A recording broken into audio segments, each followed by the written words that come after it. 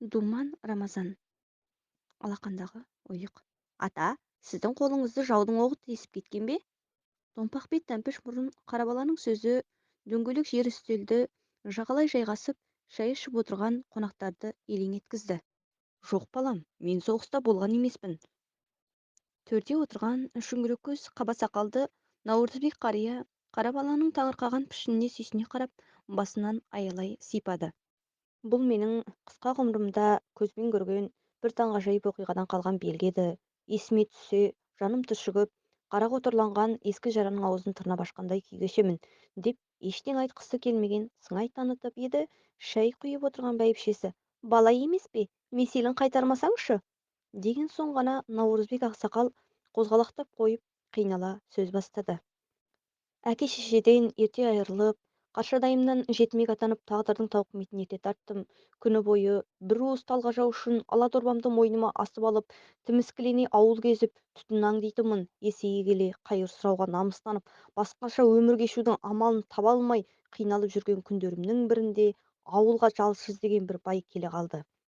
Жолығып жағдайымды айттым. «Жалшылыққа мені алыңызшы, жұмысты аңдамаймын, айтқаныңызды кетпеймін», дедім. Бай ала көздерімен өне бойымды бір шолып өтті де сөзге келместен келісе кетті. Тек тірі жанмен қоштасуға мұрсат бермей, болдың астына алып, шанасына отырғызып алды да бұл жерден қарамызды тезірек батырайық дегендей қосарлап шеккен аттарына қамшы басты.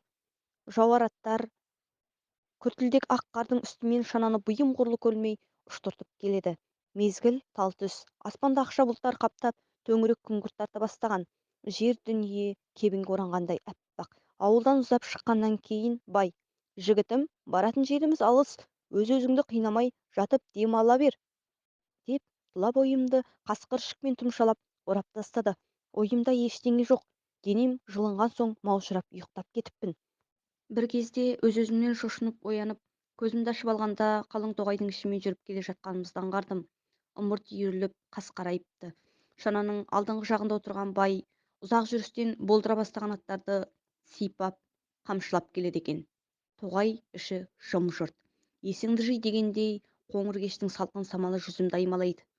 Жолдың жиегіндегі жапырағынан айырылған тал-теректер көзге оғаш көрініп, арбиған бұтақтары ертегідегі жезтырнақтың саусағына ұқсап кетеді. Мен қорқа бастадым.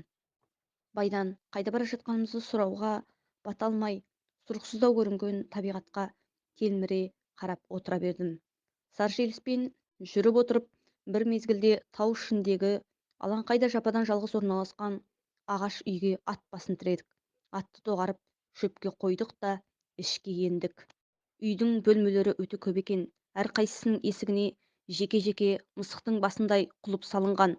Бай бір есікті ашып қалғанда, бөлмені ортасынан қақ бөліп тұрған темір тордың ар жағында сақал шаштары жалбырап, үсті бастары алба-жұлба болған пенделерді көріп, жүрегім дүрсілдеп қоя берді. Жалғасы бар.